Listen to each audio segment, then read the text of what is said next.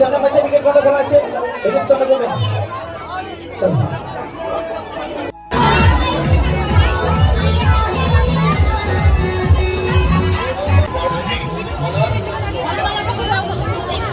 Hello everyone, good morning. কেমন আছো তোমরা সবাই? আশা করছি খুব ভালো আছো। আমিও খুব ভালো আছি। তানহরফি লাইফস্টাইল চ্যানেলে তোমাদের আরও একটি নতুন ভিডিওতে স্বাগত জানাই। আমি অর্পিতা নিয়ে চলে এসেছি আরও একটি নতুন ভিডিও। তো আজকের ভিডিওটা লাস্ট পর্যন্ত দেখো, আশা করি তোমাদের খুব ভালো লাগবে। তো আমি গেছিলাম সকালবেলা পড়াতে, তো পড়িয়ে বাড়িও চলে এসেছি। এসে দেখি দিদা বসে গেছে কচুরলতি ছাড়াতে।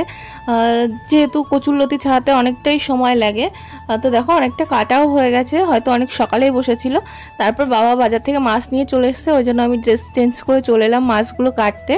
মাছগুলো কেটে আমি রান্নাটা করব, কারণ মায়ের বাইরে অনেক কাজ আছে। আর বাইরের দিকে না ভালোই মেঘ মেঘও করছে আর প্রচণ্ড গরম পড়ছে, ওই জন্য ভাবলাম আমি আগে মাছগুলো কেটে ফেলি। তো এই দেখো খুব একটা বড় না, মিডিয়াম সাইজের কয়েকটা ইলিশ মাছ নিয়ে এসেছিলো বাবা বাজার থেকে, তো এখন সেইগুলোই কাটতে বসেছি আমি।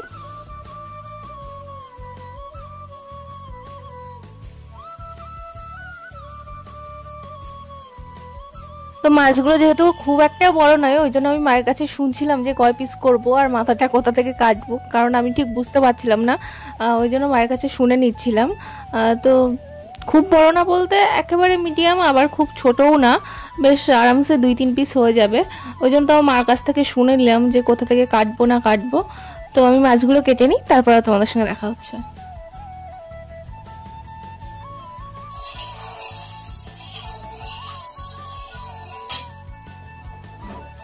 তো আমি মাছগুলো কেটে ধুয়ে একবারে চলে এসেছি রান্না করতে। এখানে দেখো নুন হলুদ মাখিয়ে রেখেছি আগে থেকেই মাছগুলোকে। এদিকে আমার তেলটাও গরম হয়ে গেছে। মাছগুলো আমি হালকা করে ভেজে নেব, কারণ আজকে করব সর্ষে ইলিশ। তোমরা হয়তো ভাবতে পারো যে সর্ষে ইলিশ করবো, তাহলে কাঁচা মাছ কেন দিচ্ছি না? কারণ কাঁচা মাছটা আমার ঠিক ভালো লাগে না, ওই জন্য আমি হালকা, খুবই হালকা একটু ভেজে নিই তেলের মধ্যে, তাহলে আমার ভালো লাগে খেতে আর কি। নাহলে কাঁচা মাছটা আমি ঠিক খেতে পারি না, ওই কারণের জন্যই হালকা একটু এপিট ওপিট করে ভেজে নেব। খুব বেশি ভাজবো না, হালকাই ভেজে নেব। আর দেখো এত পরিমাণে তেল ছিটকাচ্ছিল না, ওই জন্য আমি মাছটা দিয়ে দূরে সরে যাচ্ছিলাম।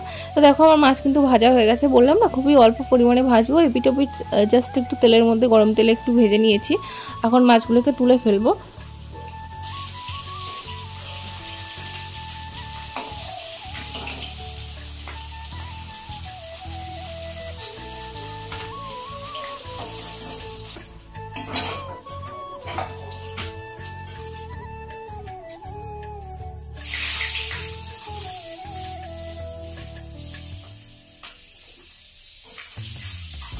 তো এই তেলের মধ্যে আমি কয়েকটা কাঁচা লঙ্কা চিড়ে দিয়ে দিয়েছি। এখন দিয়ে দেবো কালো জিরে ফোড়ন।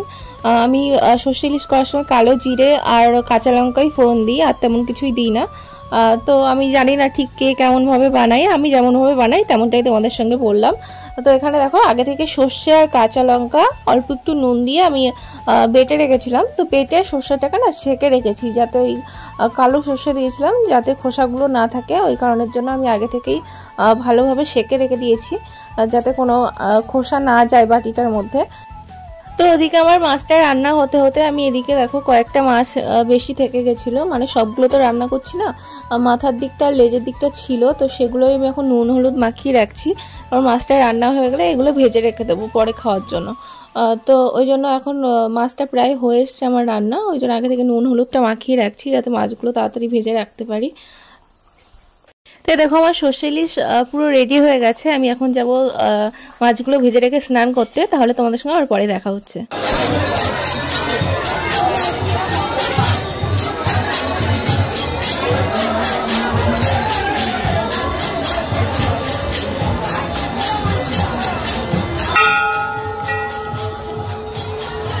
তো আমরা সন্ধ্যাবেলা চলে এসেছি মেলাতে, কারণ দিদা এসছে আমাদের বাড়িতে অনেক দিন হয়ে গেছে, কিন্তু ওনাকে নিয়ে মেলাতে আসাই হয়নি।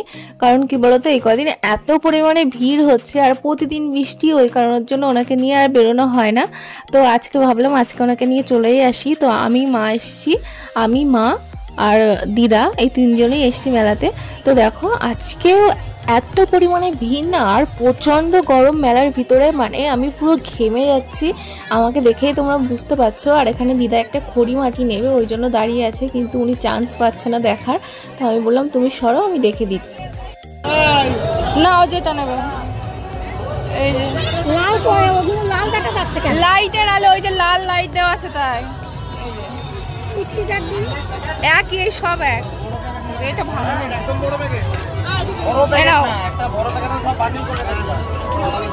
নাও না একটা।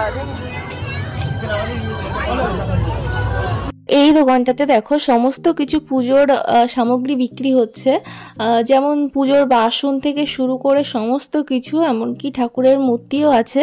এত সুন্দর লাগছিল না দেখতে, কি বলবো। তারপরে তো আমরা চলে এলাম মেলার ভিতরে। আজকে যেহেতু আমার কেনার কিচ্ছু নেই, আর দিদা ভাবছিল যে মেলায় যাব, উনি খুব এক্সাইটেড ছিল, কিন্তু এসে দেখে এত ভিড়, উনি আর হাঁটতেই পারছে না, আর প্রচণ্ড গরমে অস্বস্তি হচ্ছে, আর একটু ভালো লাগছে না। সত্যি বলতে আমারও একটুও ভালো লাগছে না, ভাবছি যে কখন ফাঁকায় যাব। তো ওনাকে নিয়ে এসছি যেহেতু, তো সব জায়গাতে একটু ঘুরিয়ে দেখালাম, তো একটু ফাঁকা পেয়েছি, তো এসে ওনাকে একটু লস্যি কিনে দিলাম। তো বললাম যে তুমি লস্যিটা খেয়ে আগে নিজে শান্ত হও, কারণ প্রচণ্ড গরম, আর বয়স্ক মানুষ বুঝতেই তো পারছো। আর উনি এত ভিড়ে টিড়ে না কখনো যায় না, মানে ওনাদের ওখানেও মেলা হয় কিন্তু উনি ঠিক যায় না খুব একটা। তারপরে চলে এসেছি, দেখো ড্রাগন ট্রেন বসেছে এখানটাতে। তো আমি দিদাকে বলছি তুমি উঠবে, ওনার না একটু ওঠার খুব শখ ছিল জানো তো। উনি বলছে যে আমি উঠবো, কিন্তু আমি বলছি না না উঠতে হবে না, তখন মাথা ফাথা ঘুরে গেলে একটা অন্যরকম ব্যাপার হবে। আর এইখানে দেখো ইলেকট্রিক নাগরদোলা, আর এইখানটাতে দেখো এত ভিড় না কি বলবো, প্রচণ্ড ভিড়। তো আমি রাস্তাতে চলে এলাম, ভাবছি যে আরে 1 মিনিটও এখানে দাঁড়াবো না, তো এখানে একটা আইসক্রিম খেয়ে নিচ্ছি। দিদা মাও ওদিকে খাচ্ছে। তাহলে চলো আজকের মতো ভিডিওটা এখানেই শেষ করছি, দেখা হবে নতুন কোনো একটা ভিডিওর সঙ্গে। ততক্ষণ তোমরা ভালো থেকো, সুস্থ থেকো, আর আমার ভিডিও ভালো লাগলে প্লিজ কমেন্ট করে জানাতে ভুলো না, আর আমার চ্যানেলটা সাবস্ক্রাইব করে দিও এবং পাশে থেকো।